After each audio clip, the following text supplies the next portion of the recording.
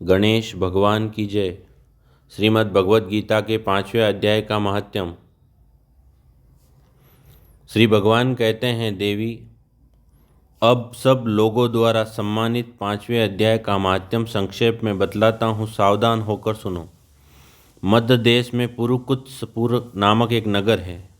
उसमें पिंगल नामक एक ब्राह्मण रहता था। वह वेद पाठी ब्राह्मणों के विख्यात वंश में, जो सर्वथा निष्कलंक था, उत्पन्न हुआ था।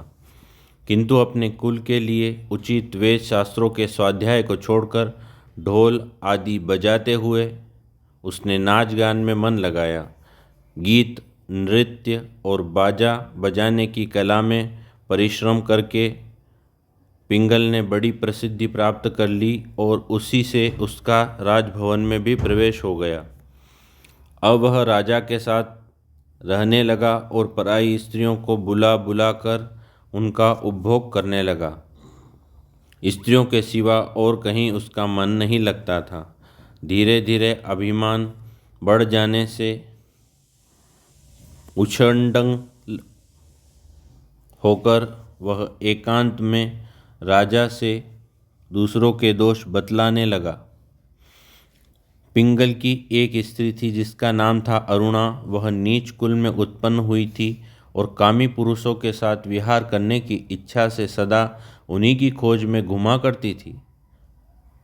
उसने पति को अपने मार्ग का कष्ट समझकर एक दिन आधी रात में घर के भीतर ही उसका सिर काटकर मार डाला और उसकी लाश को जमीन में गाड़ दिया।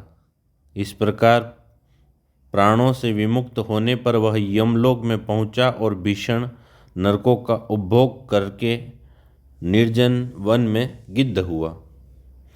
अरुणा भी बगंदर रोग से अपने सुंदर शरीर को त्याग कर घोर नरक भोगने के पश्चात उसी वन में शुकी हुई। एक दिन वह दाना चुगने की इच्छा से इधर उधर फुदक रही थी। इतने में ही उस गिद्ध ने पूर्व जन्म के वेर का स्मरण करके उसे अपने तीखे नखों से फाड़ डाला। शुकी घायल होकर पानी से भरी हुई मनुष्य की खोपड़ी में गिरी। गिद्ध पुनः उसकी ओर झपटा।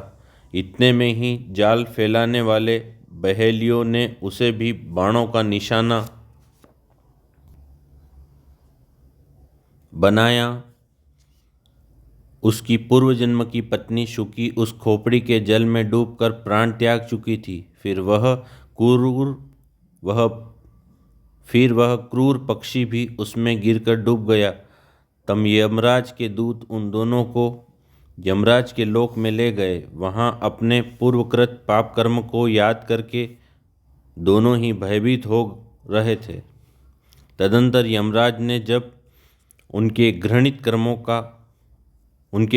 कर्मों पर दृष्टिपात किया, तब उन्हें मालूम हुआ कि मृत्यु के समय अकस्मात खोपड़ी के जल में स्नान करने से इन दोनों का पाप नष्ट हो चुका है। तब उन्होंने उन दोनों को मनोवांछित लोक में जाने की आज्ञा दी।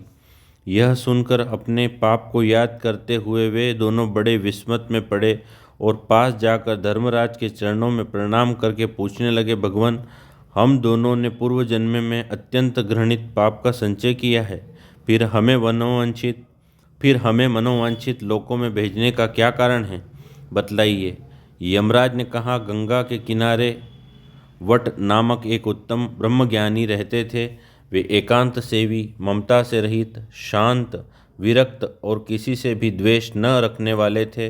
प्रतिदिन गीता के 5वें अध्याय का जप करना उनका सदा का नियम था। 5वें अध्याय को श्रवण कर लेने पर महापापी पुरुष भी सनातन ब्रह्म का ज्ञान प्राप्त कर लेता है। उसी पुण्य के प्रभाव से शुद्ध चित होकर उन्होंने अपने शरीर का परित्याग किया था। गीता के पाठ से उनका शरीर निर्मल हो गया था।